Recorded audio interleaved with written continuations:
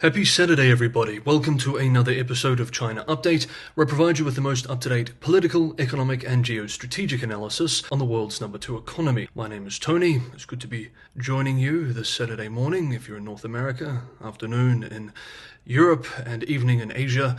Let's jump in. And first up, a sweeping corruption probe involving Chinese telecom giant Huawei is shaking the European Parliament. Dubbed Operation Generation, the investigation follows allegations that Huawei lobbyists bribed EU lawmakers with lavish gifts, luxury trips, expensive football tickets, and even direct cash payments to secure favorable policies for the company and for China. Authorities have conducted searches at 21 locations, including Huawei's EU office in Brussels, and arrests have been made in both France and Portugal. The probe bears striking similarities to the Qatar Gate scandal of 2022, in which MEPs, members of the European Parliament, were accused of accepting bribes from Qatar and Morocco. This time, authorities suspect that Huawei lobbyists orchestrated a sophisticated bribery scheme designed to influence European policy in favor of the company's interests. We note that Huawei has been banned in many countries, including the United States, as it has been accused in part of being an arm of Beijing's foreign policy. One of the key figures in the investigation is Valerio Ottati, a Belgian-Italian lobbyist who joined Huawei in 2019 as its EU Public Affairs Director. Before his tenure at Huawei, Ottati spent a decade working as an assistant to the Italian MEPs from both the centre-left and centre-right, who were involved in China-related policy discussions. His role at Huawei involved cultivating relationships within the EU and securing high-level support for the company's agenda. Belgian prosecutors have confirmed that raids were carried out across Brussels, Flanders, and Wallonia, as well as in Portugal. Several individuals have been arrested, including one suspect in France who was detained under a European arrest warrant. Around 15 current and former members of the European Parliament are reportedly under scrutiny, and the charges being considered include bribery, forgery, money laundering, and participation in a criminal organization. Belgium's intelligence services have already been monitoring Huawei's activities in Brussels before the scandal broke. US-based Politico reported in 2023 that Belgian authorities were investigating the company's lobbying operation, suspecting that they were being used as a conduit for advancing Chinese state interests within the EU. Beyond direct bribery, Huawei has also been accused of leveraging memberships in prestigious think tanks and trade groups, such as the Centre for European Policy Studies, to shape EU policy. Investigators believe that payments to EU lawmakers were disguised as conference expenditures and routed through intermediaries to obscure their illicit nature. As the probe deepens, European policymakers are facing renewed scrutiny over lobbying practices and foreign influence operations. Whether Huawei will face further legal repercussions remains to be seen, but Operation Generation is already sending shockwaves through the EU's political landscape. Now, speaking of geopolitical moves, this brings us to the next development. Last week, we covered the deal between US finance giant BlackRock Inc.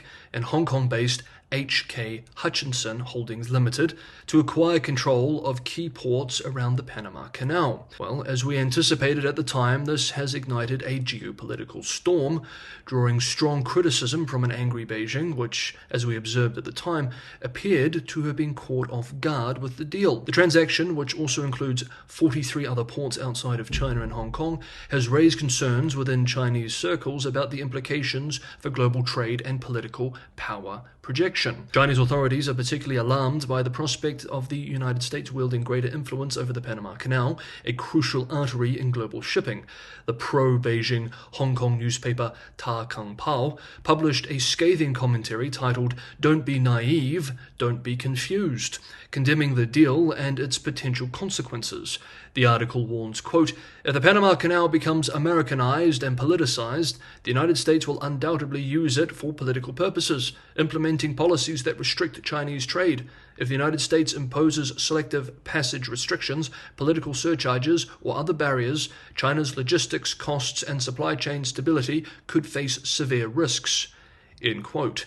The commentary further criticized BlackRock's growing control over global port operations, emphasizing that the investment firm would oversee approximately 10.4% of the world's container terminal throughput, making it one of the top 3 global port operators. This could, in Beijing's view, allow Washington to impose economic pressure on China by raising costs for Chinese cargo ships and disrupting supply chains. The criticism took on an official tone when the Hong Kong and Macau Affairs Office of the Communist Party's Central Committee reposted the Ta Kang Pao article in full on its website, signaling government endorsement of the condemnation. The move also fueled speculation that Beijing could pressure C.K. Hutchinson to reconsider the transaction. The deal, which could bring Hutchinson over $19 billion, has already had an impact on the company's stock, with shares plummeting by 6.7%, their steepest drop since September 2022. Investors fear that Beijing's displeasure could lead to regulatory hurdles or even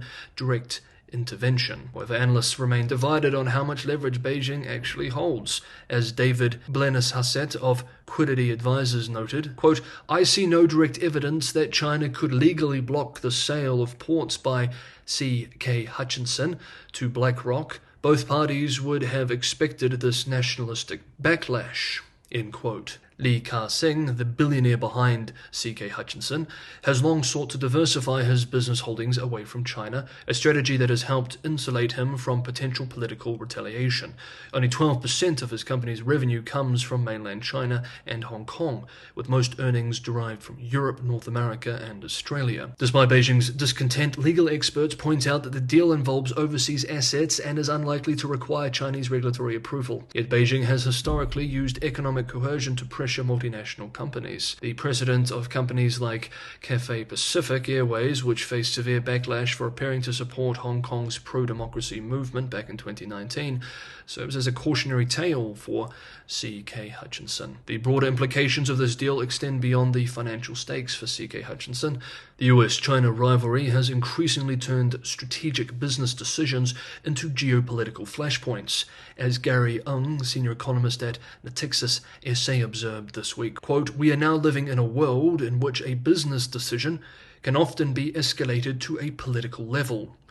End quote. Whether C.K. Hutchinson proceeds with the sale or bows to mounting political pressure remains uncertain. What is clear, however, is that this transaction has become yet another battleground in the intensifying struggle between the world's 2 largest economies.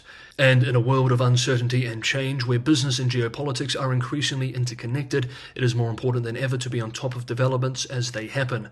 China Update is committed to bringing you up-to-date developments through sober and grounded analysis, and we are often 1 or 2 days ahead of the market. So if you want to be ahead of the curve on all things China and the world, make sure you're subscribed. If you're getting some value from today's episode of China Update, don't forget to hit the like button too. Thank you so much. Next up, and finally for today, as China's birth rate continues to decline, the country's pet industry is booming, with experts predicting that pets will outnumber toddlers in China almost 2-to-1 by 2030. With an estimated $49 billion pet economy emerging, companies and investors are pivoting to meet the growing demand for premium pet products and services, moving away from an industry initially set up for Chinese children. Once betting on a baby boom, China's major dairy and infant formula companies are now shifting their focus to the pet industry.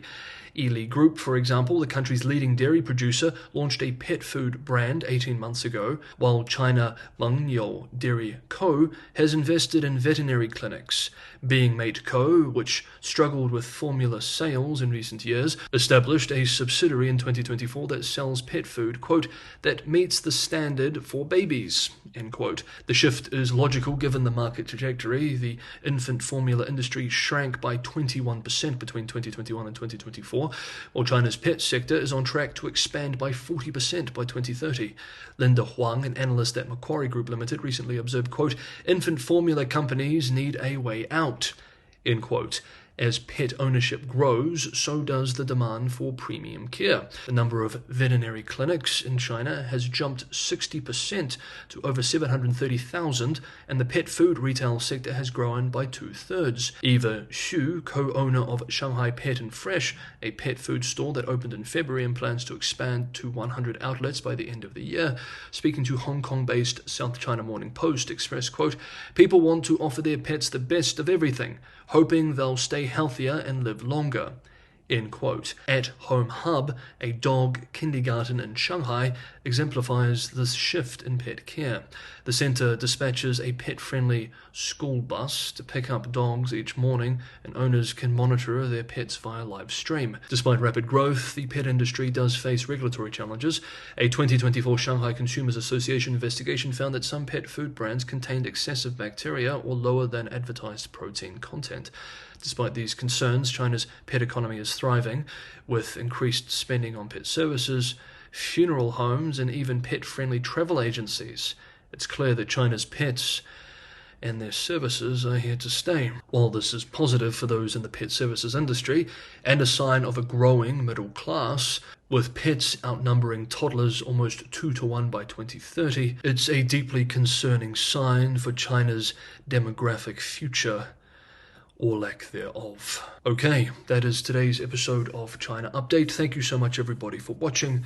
Have a good Saturday, have a restful weekend, and I will see you for a new week of updates on Monday.